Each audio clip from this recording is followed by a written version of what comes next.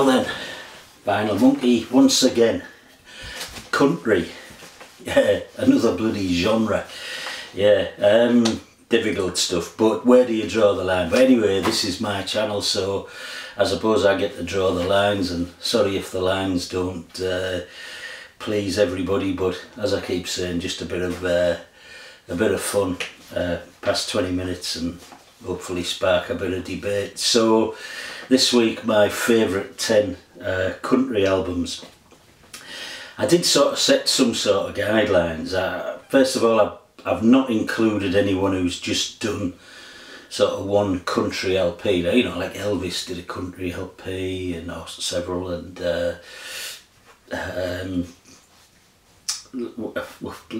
Elton John.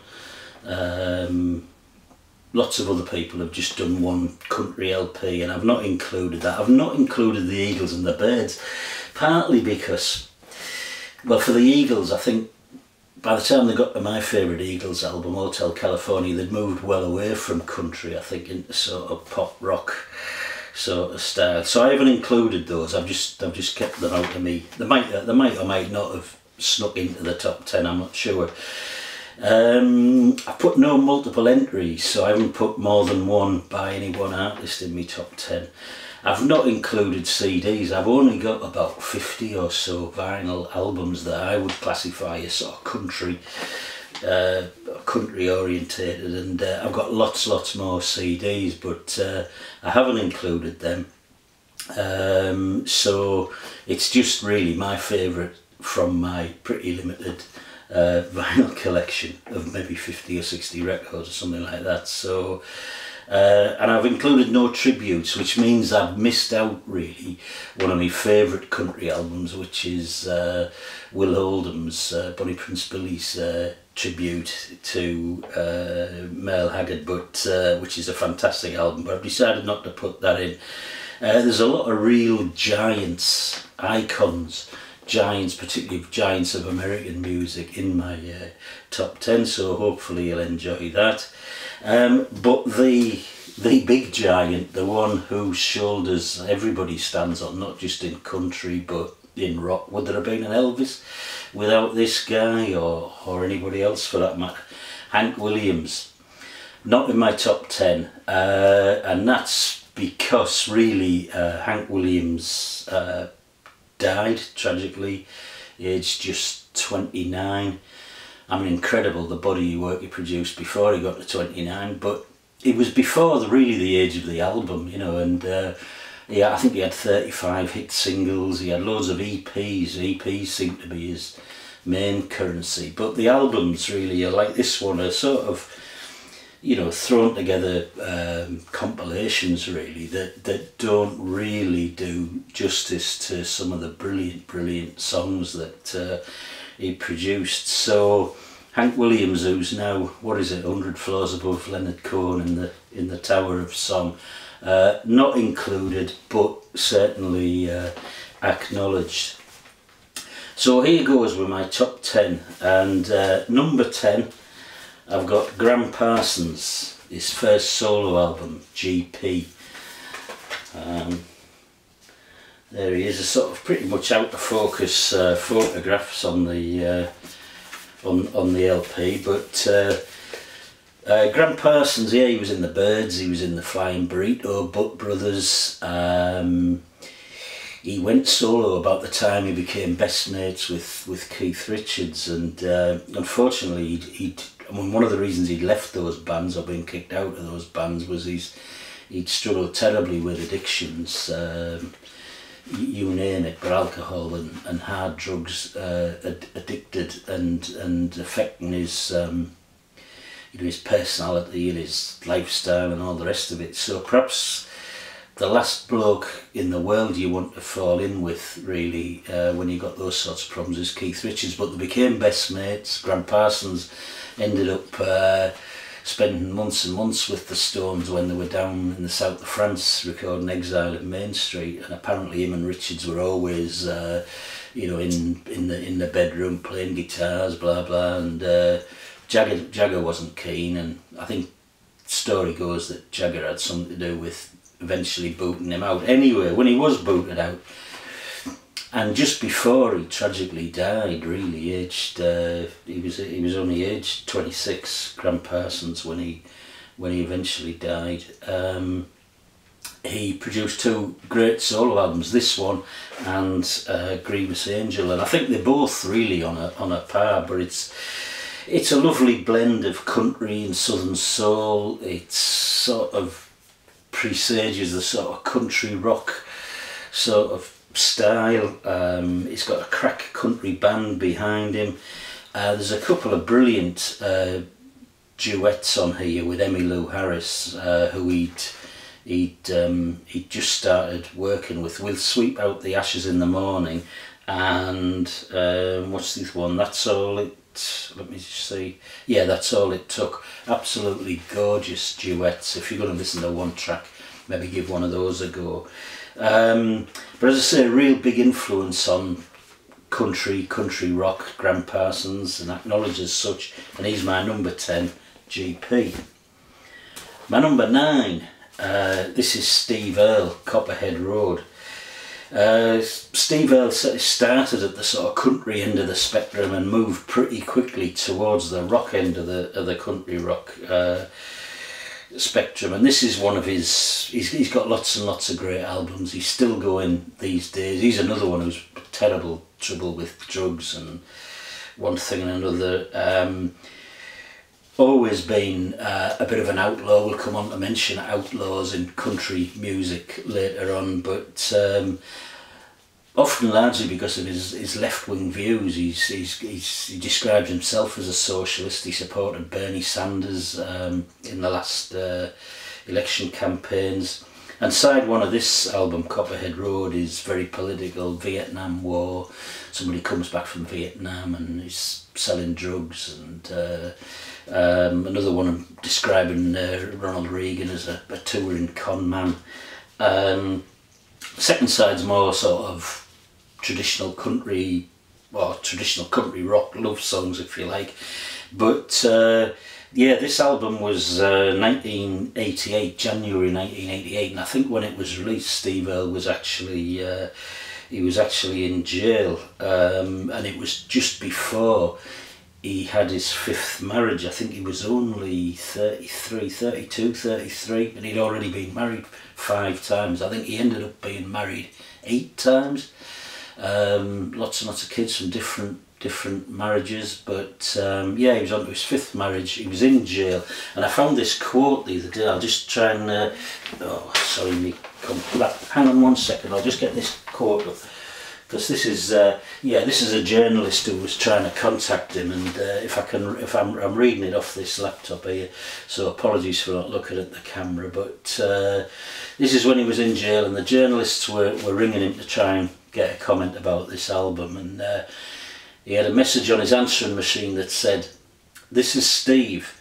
I'm probably out shooting heroin, chasing 13-year-old girls and beating up cops, but I'm old and I tire easily, so leave a message and I'll get back to you." So he had been arrested for assaulting a policeman and whatever. So I suppose that's indicative of the lifestyle. But he did get clean later on. I think eventually he did reconcile with his son, brilliant son, Justin Townes Earle, who sadly died a couple of years ago. And in fact, Steve Earle dedicated one of his recent albums. He called it JT, dedicated to Justin Townes. But anyway, that's my number 9, Steve Earle, Copperhead Road. My number 8 is a guy called Jerry Jeff Walker. I think it's a great photo on the album cover. Jerry Jeff, he was actually born up in New York State, but it's called Drifting Way of Life, and I think it is very autobiographical. He drifted around, heading south then west.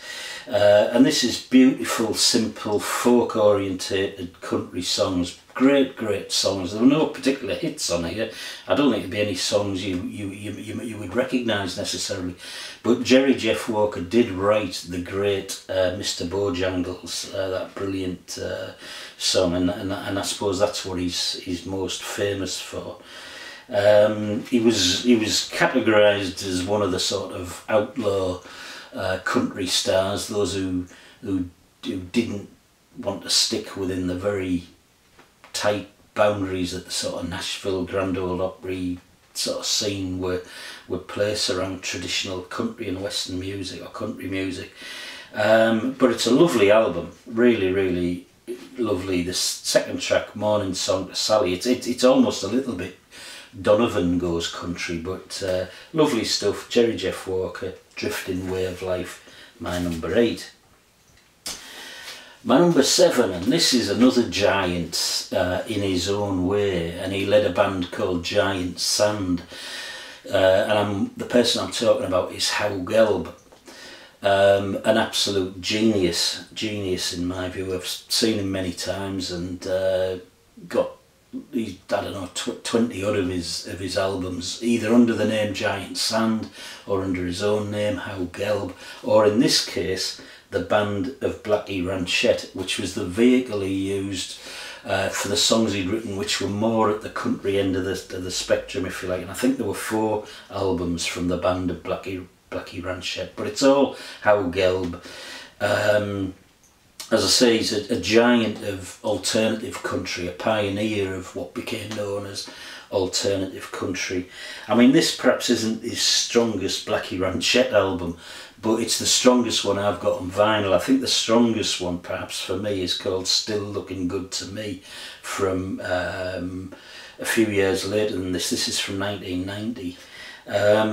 But it's a great, there are moments of brilliance on here.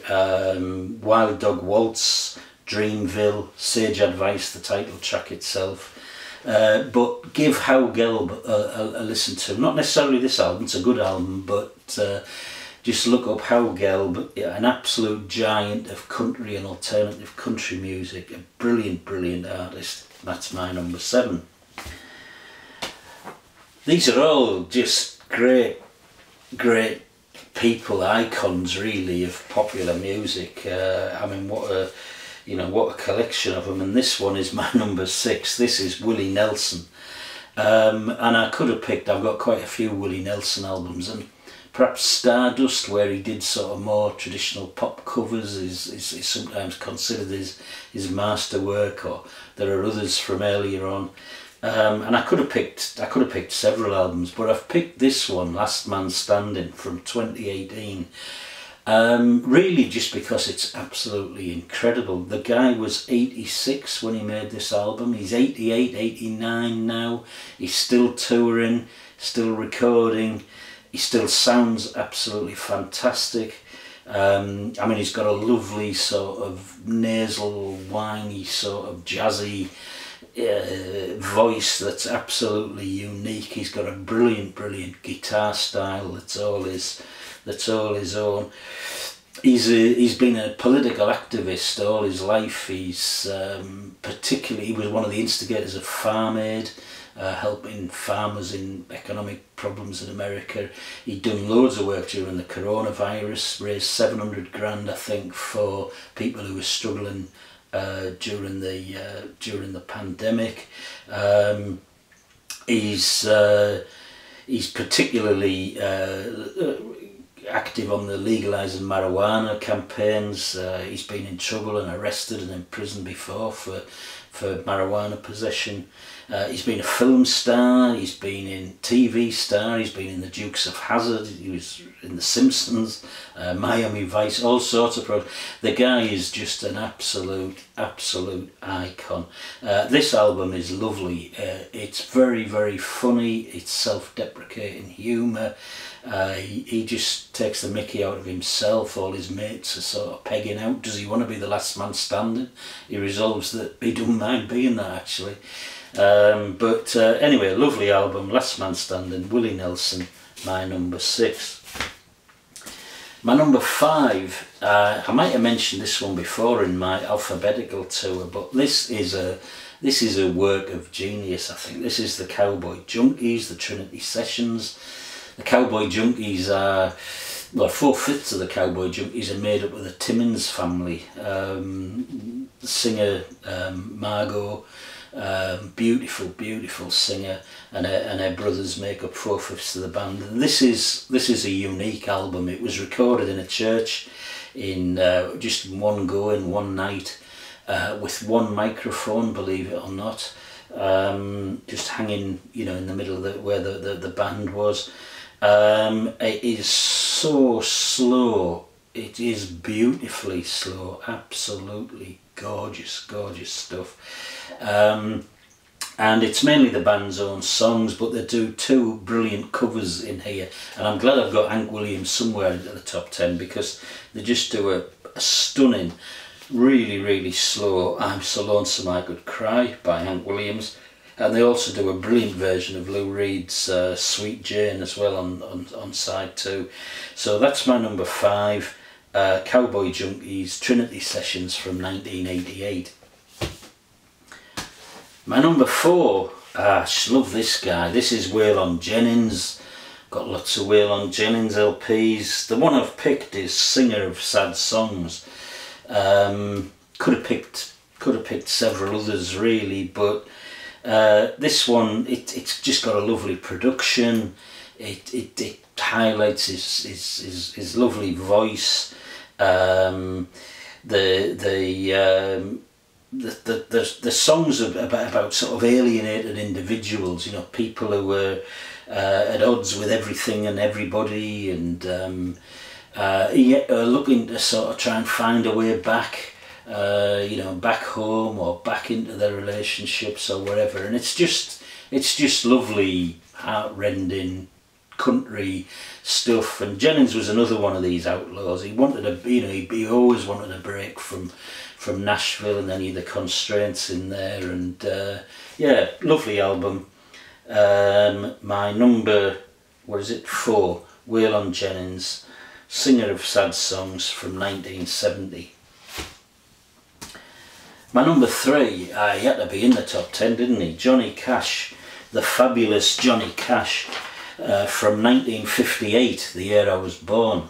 And this is trademark early Johnny Cash with his, you know, this was just before his famous prison concerts in 59, 60, I think, in San Quentin and Folsom Prison. It's spare, it's a small band, it's a basic sound, it's that brilliant, brilliant Johnny Cash voice, brilliant backing vocals by the Jordanaires, and yeah, just a collection of brilliant trademark early Johnny Cash songs.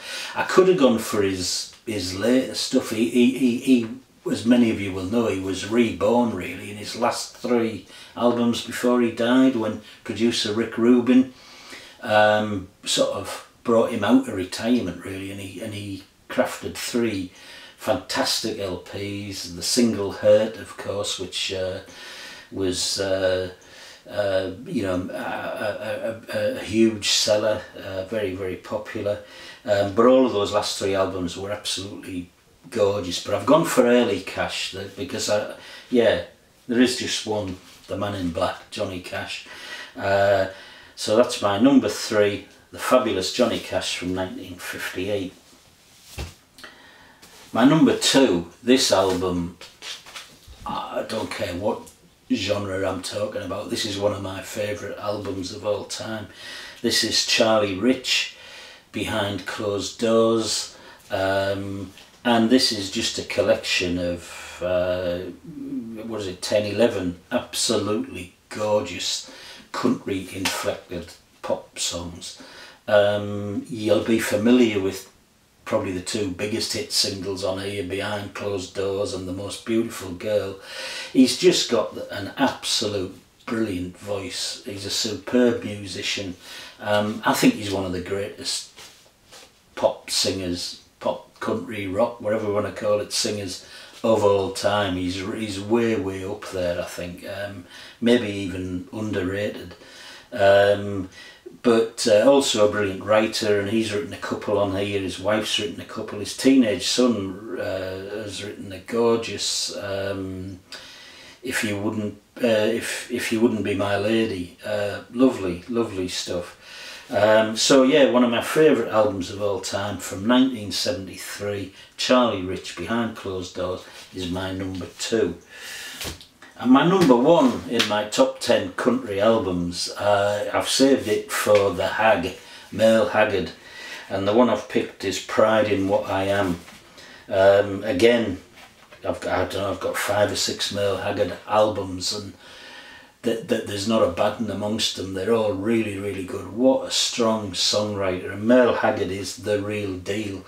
You know, he's lived it, and he sings about it, and he just writes and sings with an authenticity that is absolutely evident in everything he does. His brilliant band, The Strangers, feature on this album.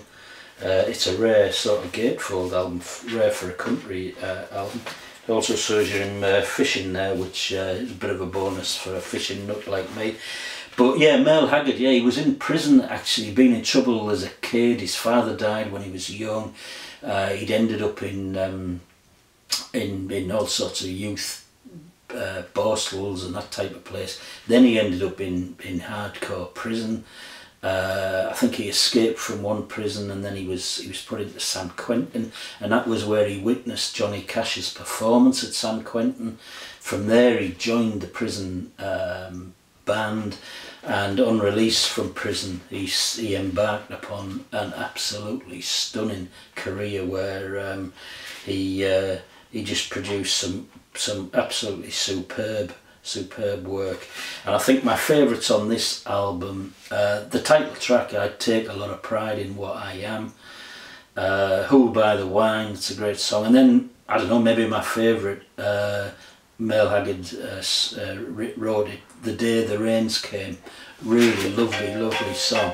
Oh, and there's my telephone, so I better get it. But that's my country albums top 10. Join me next time. Cheers.